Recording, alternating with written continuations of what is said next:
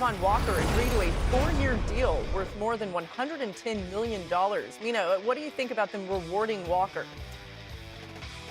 Yeah, Travon Walker's been a good player. I think he suffers a little bit from being that first overall pick before Aiden Hutchinson, who obviously has become a superstar.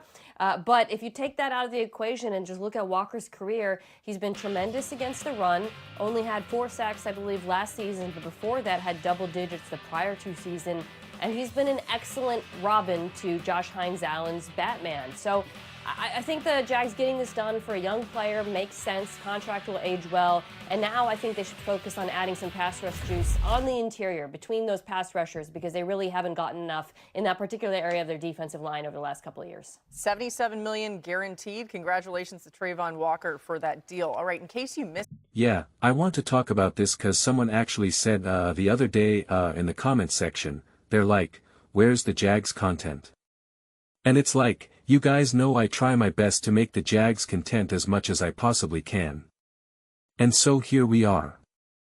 It's funny to me because I care a lot less about just the bottom line numbers for sacks. I care so much more about just disruption. Right? How much do you disrupt offenses? Whether it be through the run game, whether it be through quarterback play, whether it be through the fact that defenses have to handle you or, they're either because they have to double team you or just because they now can't double team someone else, whatever it may be. It's how disruptive are you? And I think Walker is highly disruptive. And just overall, we're on the same page. We're talking about positive disruptions. I mean, right now we got a lot of players who are disrupting teams in the negative. And right now, we are clearly talking about positive disruptions. And so, that's how I often look at defenses, right? I only care so much about the interceptions and the sacks and the forced fumbles. All that stuff is great. All that stuff is awesome.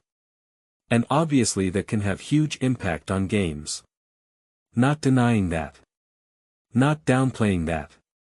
But I just personally, as of right now, very much look at it through the lens of how disruptive are you. And I really do appreciate a contract like this because I do it's going to age well.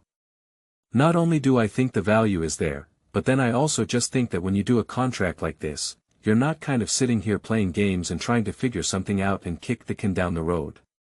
You get to do it in a way where it feels, it'll age well. And then again, even with the guaranteed money, it is always funny to try to kind of figure out how much money should a player get guaranteed, this, that, and the third. And I just think the contract will age fine. Even if you're not getting the maximal production out of Walker, you will, at a minimum, for the next couple of years, right? Like that's just to me, that's all but a guarantee. Even if it's not exactly what you hoped fell for, it'll be good enough. And then, for me, that's already been good enough. That already makes the math matting, honestly. So, if we look at his best season, which was 2024, clears throat, 16th in solo tackles, 15th in sacks, 7th in assists, and 8th in forced fumbles. And then, we see obviously some of this go down. 50th in solo tackles, 63rd in sacks, 21st in assists, and, 0 forced fumbles. I really believe, when you look at those 2 years, 24 is more likely, like you're probably more likely to find a spot somewhere in the middle. And when you look at the rate and you look at the total contract value, and you combine that with the age, you're in such a great you're in such a smart position. This is why, again, I think this contract will continue to age, well. I think you have legitimate potential to play above that contract and still find yourself where you didn't back yourself in a corner. Because let's say you again, kick this can down the road a little bit longer or try to play a little bit back and forth, you could then find yourself where you now have to give him an additional, I don't know, I'm kind of making up numbers here, another 10, 15, 20 million. And it's those little things that really add up. It's those little things that back you in a corner. This is the opposite of what the Dallas Cowboys do. And the Dallas Cowboys are constantly backing themselves into a corner. So, this to me is something that you're kind of you're hedging your bets. You're either playing for someone because you believe that they're going to continue to get better and better and better, or you're like, you know what? This is a value bet where, yes, I do believe that maybe we can somehow settle somewhere in the middle, but I think it's more likely that we're going to get positive production rather than it just falling from the floor beneath us. And so I see it as, because I'm seeing all the articles, it's like, massive contract extension in this or that. And it's just I don't know. I think when you put it in the grand scheme of things and you look at I think if you just solely looked at maybe the numbers from 2025. Well, unfortunately, I had to re-up my PFF premium subscription, but it hasn't officially updated yet. So, I can't actually see the stats. It's just lock symbols right now. And this happened one time before, and it drove me absolutely insane. Like you can see, it's all just locked in. And no matter how much I hit refresh, it's not there. So, I apologize. I'd love to dig into the data more. And hopefully I'll be able to do that in a follow-up video. But really what I'm trying to argue is that I just think the expected value of what you're expecting Travon Walker to be able to do, what he brings to this defense, not just from a pure bottom-line stat number, but his ability to disrupt, not to mention, again, the value bet that you believe that some of these numbers will look more like this.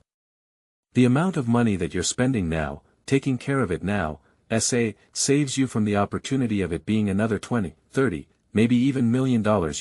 You're creating a spot where this contract has such a better chance of aging so well rather than forcing you to have to give maybe an even bigger payday or protecting yourself from saying, well, maybe he's not as good as we actually, or maybe it's not well exactly like I think the way how you're doing if you do it right. Now, again, you're kind of hedging yourself in AW. That just seems smart. You're making that value bet. And I think that I think that is a good way of looking at it rather than just like I said, when I searched before and I saw all the titles of the articles, massive extension and oh my gosh. And it was just like this big, kind of response to it. And yeah, I just think it's overall positive. But those are just my thoughts.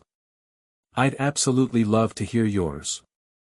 What do you guys all think about the Jags signing Travon Walker to a $110 extension with the $77 million guaranteed? Let me know your thoughts in the comments below. I read every single comment. So, do you agree with me or disagree with me?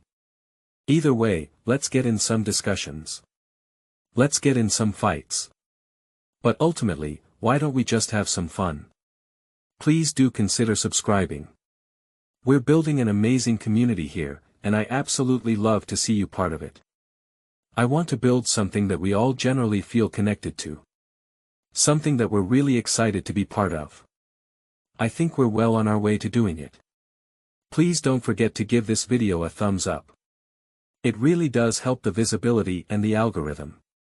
Thank you so much. See you next time.